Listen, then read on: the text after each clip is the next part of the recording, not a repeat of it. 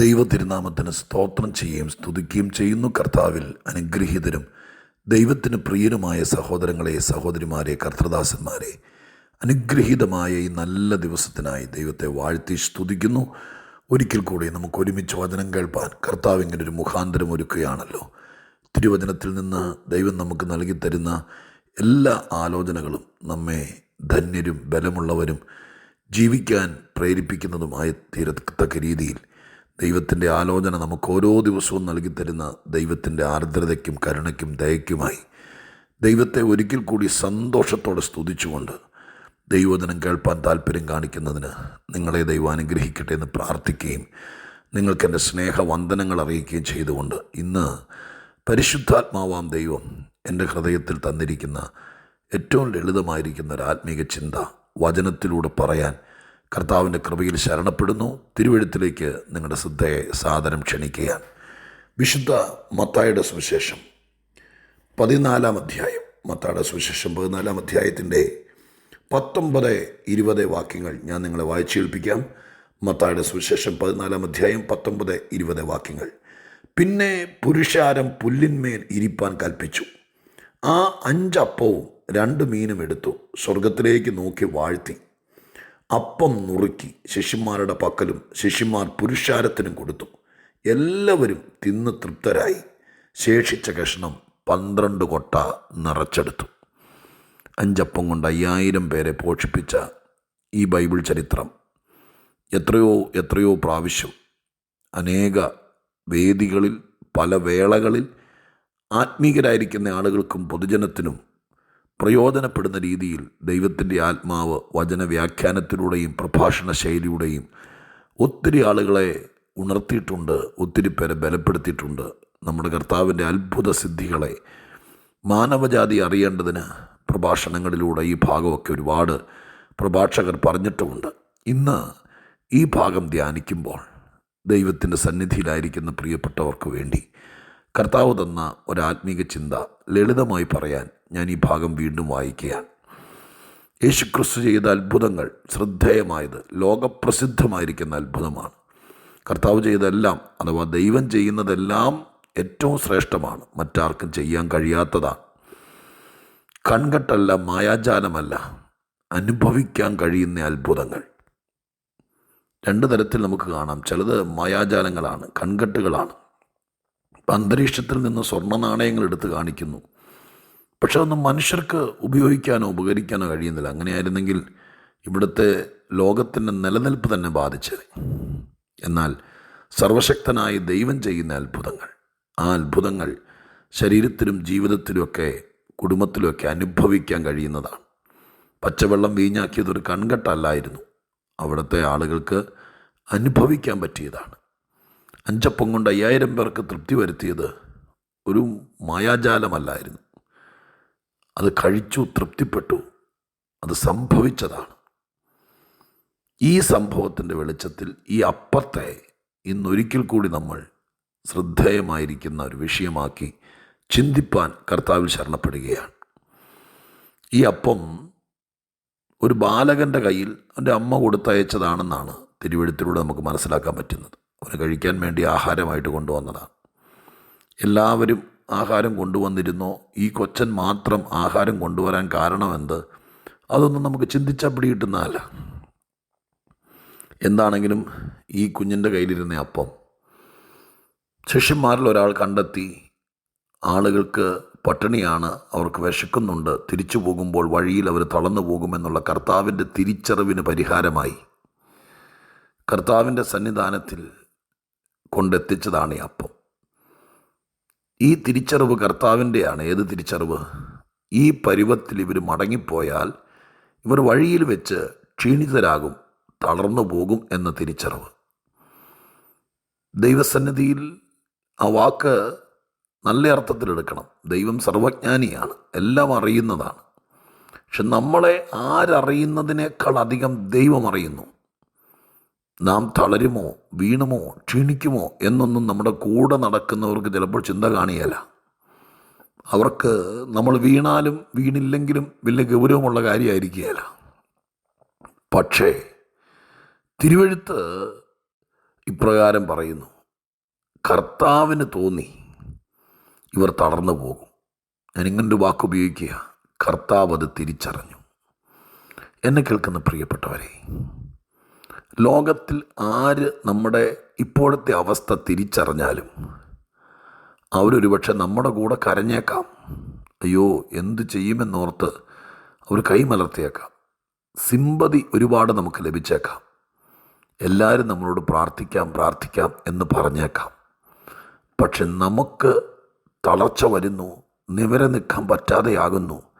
ഈ യാത്രയിൽ നമുക്കെവിടെയോ എന്തോ സംഭവിക്കും, വീട്ടിലെത്തുന്നതിനേക്കാൾ മുമ്പ് ഒരു വീഴ്ചയോ തളർച്ചയോ സംഭവിക്കുമെന്ന്, വീഴുന്നതിനേക്കാൾ മുമ്പ്, തളരുന്നതിനേക്കാൾ മുമ്പ് കർത്താവ് തിരിച്ചറിഞ്ഞാൽ അതിനൊരു പരിഹാരം കർത്താവ് ഉണ്ടാക്കാതിരിക്കില്ല.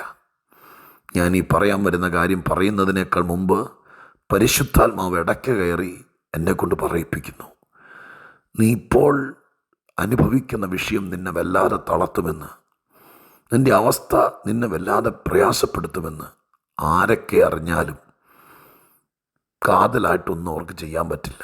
ശാശ്വതമായൊരു പരിഹാരം അതിനുണ്ടാക്കാൻ പറ്റില്ല. പക്ഷേ കാരുണ്യവാനായ കർത്താവ് നീ തളർന്നു പോകുമെന്നുള്ള തിരിച്ചറിവ് ഒരത്ഭുതത്തിലേക്ക്, ഒരസാധാരണ വീര്യപ്രവൃത്തിയിലേക്ക്, ഒരു ദൈവിക നടപടിയിലേക്ക് ദൈവം നടത്താനിടയാകും. പ്രിയപ്പെട്ടവരെ, നിങ്ങളെ നോക്കി സ്വർഗം അത് തന്നെ പറയുന്നു. നീ തളരുമെന്ന് ആർക്കും പിടികിട്ടിയില്ല. നീ കരയുന്ന കണ്ടിട്ട് ഈ കരച്ചിൽ നിന്നെ വല്ലാതെ ബാധിച്ചു എന്ന് പോലും അവർ ചിന്തിച്ചില്ല. പക്ഷേ അരുമനാഥനായിരിക്കുന്ന കർത്താവ് ഈ തളർച്ച കണ്ടു. നീ ബലഹീനമാകരുത് എന്നുള്ളതിൻ്റെ നടപടിക്കുള്ള കൽപ്പന തന്നെ പുറപ്പെടുവി വെച്ചു. യേശുവിൻ്റെ നാമത്തിൽ അങ്ങനെ സംഭവിക്കട്ടെ. ആരോ തളരുന്നു, ആരോ മുന്നോട്ട് പോകാൻ പറ്റാതെയാകുന്നു. നീ വീണു പോകും, നീ തളർന്നു പോകും, നീ വീട്ടിലെത്തില്ല എന്ന് തോന്നിയ കർത്താവ് പെട്ടെന്നൊരു നടപടിക്ക് തയ്യാറാകിയ. ഇവർ തളരും, ഇവർക്ക് ആഹാരം കൊടുത്തേ പറ്റൂ. ശിഷ്യന്മാർ കൈമലർത്തി. എന്തു ചെയ്യും? അങ്ങനെ തപ്പി നടക്കുമ്പോഴാണ് ഒരു ബാലകൻ്റെ കയ്യിൽ 5 അപ്പം ഇരിക്കുന്നു. അത് അന്ത്രയോസാണ് കണ്ടെത്തി കർത്താവിൻ്റെ കയ്യിൽ കൊടുക്കുന്നത്. ആ 5 അപ്പം കർത്താവിൻ്റെ കയ്യിലേക്ക് എത്തി. കർത്താവിൻ്റെ കയ്യിൽ വെച്ച് അനുഗ്രഹിച്ചു, അതല്ലെങ്കിൽ സ്വർഗത്തിലേക്ക് നോക്കി വാഴ്ത്തി എന്നൊക്കെ എഴുതിയിരിക്കുന്നത്. സ്വർഗം അനുഗ്രഹിച്ച അപ്പമായി മാറി. ഇപ്പം കേട്ടോ, ഒരു കൊച്ചൻ്റെ കയ്യിൽ പൊതിഞ്ഞു വെച്ചിരുന്ന അപ്പം, അല്ലെങ്കിൽ ഒരു ടിഫിൻ ബോക്സിനകത്ത് വെച്ചിരുന്ന അപ്പം കർത്താവിൻ്റെ കയ്യിലെത്തി. അത് അനുഗ്രഹിച്ചു. അനുഗ്രഹിക്കപ്പെട്ട അപ്പം നുറുക്കപ്പെട്ടിട്ട് ശിഷ്യന്മാരുടെ കയ്യിലേക്ക് കൊടുത്തെന്നാണ് നമ്മൾ വായിച്ച 19-ാം വാക്യം. ശിഷ്യന്മാരുടെ കയ്യിലേക്ക് കൊടുത്തത് ശിഷ്യന്മാർ പുരുഷാരത്തിൻ്റെ കയ്യിലേക്ക് കൊടുത്തു.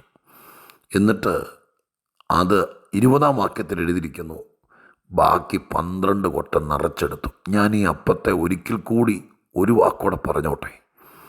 എൻ്റെ പ്രിയപ്പെട്ടവരെ, ഈ അപ്പം കർത്താവിൻ്റെ കയ്യിലെത്തി. കർത്താവ് അതിനെ അനുഗ്രഹിച്ചു. ഞാൻ ഇന്നത്തെ സന്ദേശത്തിന് ഒരു തലക്കെട്ട് കൊടുത്തിരിക്കുന്ന ഇങ്ങനെയാണ്: കർത്താവ് അനുഗ്രഹിച്ചതിനെ നുറുക്കിയാലും ഇല്ലാതാകുകയില്ല. കർത്താവ് അനുഗ്രഹിച്ചത് നുറുക്കിയാലും അത് വീണ്ടും വീണ്ടും വർദ്ധിപ്പാനിടയാകും.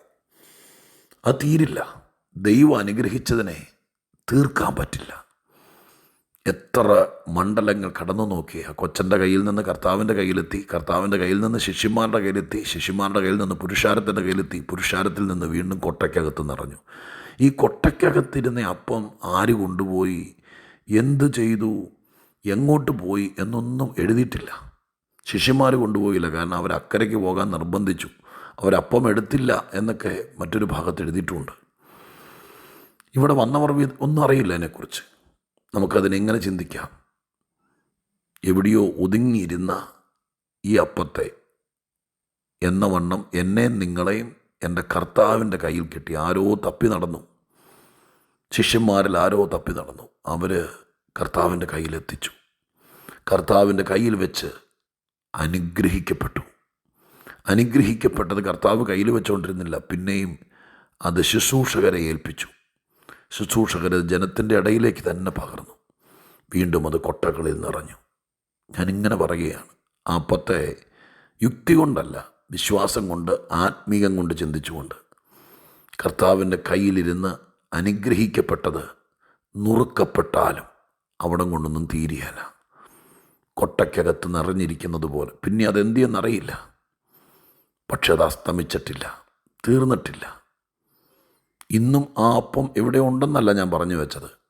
ഞാനൊരു സാങ്കേതിക കാര്യം പറയുക, ഈ സന്ദേശത്തിൽ മാത്രം നിന്നുകൊണ്ട് പറയുക. ഒരു കൊച്ചൻ്റെ വയറ്റിനകത്ത് തീരേണ്ടതിനെ കൊട്ടയ്ക്കകത്ത് നിറച്ച് വയ്ക്കത്തക്ക രീതിയിൽ ഇതിനിടയിൽ നുറുക്കപ്പെട്ടു, തകർക്കപ്പെട്ടു, വേർപെട്ടു, ഇതൊക്കെ ചെയ്യപ്പെട്ടു. ആ കുഞ്ഞിൻ്റെ കയ്യിൽ നിന്ന് കർത്തൃദാസന്മാർ അതിനെ വാങ്ങിച്ചു, കർത്താവിൻ്റെ കയ്യിലെത്തിച്ചു.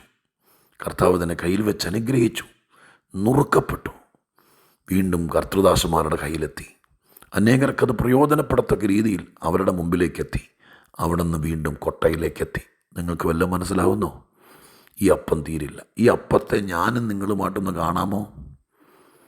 അരി ആട്ടി വെച്ചിരിക്കുന്നത് രാവിലെ ഒരു തവി ദോശക്കല്ലെ കോരി ഒഴിച്ച് അപ്പമാക്കി മാറ്റിയ ഒരു ആഹാര പദാർത്ഥത്തെ അല്ല. ഈ അപ്പത്തിൻ്റെ സ്ഥാനത്ത് എന്നെ നിങ്ങളെ കാണാമോ? നീ ആരുടെയോ കയ്യിലിരുന്നതാ. ആ നിന്നെ കർത്തൃദാസന്മാരെ പറഞ്ഞയച്ച് കർത്താവിൻ്റെ കയ്യിലേക്ക് എത്തിച്ചു. കർത്താവിൻ്റെ കയ്യിൽ വെച്ച് നീ അനുഗ്രഹിക്കപ്പെട്ടു. കഷ്ടതയുടെയും ശോധനയുടെയൊക്കെ നുറുക്കപ്പെടൽ ആത്മീക ജീവിതത്തിൽ നേരിട്ടു. കർത്തൃദാസന്മാരുടെ കയ്യിൽ സ്വർഗത്തിലെ ദൈവം നിന്നെ ഏൽപ്പിച്ചു. അവർ നിന്നെ അനേകർക്ക് പ്രയോജനപ്പെടുന്ന രീതിയിൽ ആക്കിയെടുത്തു. അവിടെ നിന്ന് ദൈവമായ കർത്താവ് ഒരിക്കലും തീരാത്ത ഒരു കൊട്ടയ്ക്കകത്ത് അസ്തമിക്കാത്ത ഒരു സ്ഥാനത്ത് ദൈവമായ കർത്താവ് മാറ്റി. ഇങ്ങനെ വിവിധ പ്രോസസ്സിലൂടെ കർത്താവിൻ്റെ കയ്യിലെത്തിയത് നുറുക്കപ്പെട്ടാലും തീരത്തില്ല എന്ന മനോബോധത്തോടെ ഇന്നനുഭവിക്കുന്ന നുറുക്കലുകൾ, ഇന്നനുഭവിക്കുന്ന വേദനകൾ അത്യുന്നതൻ്റെ കയ്യിലാണെന്നും അനുഗ്രഹിക്കപ്പെട്ടതാണെന്നും ചിന്തിച്ചാൽ ഇതവിടെ തീരിയല്ല.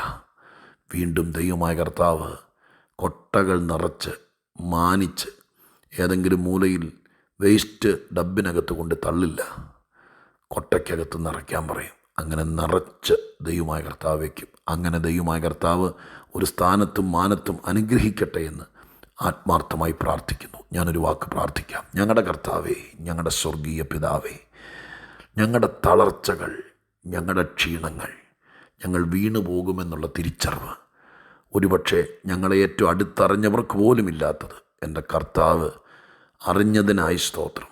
അതാണൊരു അത്ഭുതത്തിന് വഴിതെളിച്ചത്, ഒരു നടപടിക്ക് മുഖാന്തരമായത്. ഇതുപോലെ ഈ സന്ദേശത്തിൻ്റെ ആദ്യ ഭാഗം കേട്ട ആർക്കോ വേണ്ടി കർത്താവ് ചില കൽപ്പനകൾ, ഒരു നടപടികൾ തുടങ്ങണേ കർത്താവേ. 2, ഞങ്ങൾ അങ്ങയുടെ കയ്യിലെത്തി അനുഗ്രഹിക്കപ്പെട്ടു. വീണ്ടും നുറുക്കവും പ്രയാസവും കഷ്ടമൊക്കെ നേരിട്ടാലും ഞങ്ങൾ അസ്തമിക്കത്തില്ല, തീരത്തില്ല. വാഴച്ചോട്ടിലോ തെങ്ങിൻ ചോട്ടിലോ ഞങ്ങൾ കൊണ്ടുപോയി ചൊരിഞ്ഞിടപ്പെടത്തില്ല. കർത്താവ് സുരക്ഷിതമായി കളയാതെ സൂക്ഷിക്കാൻ പറഞ്ഞ് കരുതി വയ്ക്കും എന്നുള്ള വിശ്വസ്തതയ്ക്കായി സ്തോത്രം. ദൈവസന്നിധിയിൽ ഏൽപ്പിക്കുന്നു, പിന്നെയും കരുതുന്ന ദൈവത്തിൻ്റെ കയ്യിൽ ഏൽപ്പിക്കുന്നു. പ്രാർത്ഥന കേട്ടതിന് നന്ദി. യേശുവിൻ നാമത്തിൽ തന്നെ, ആമേൻ.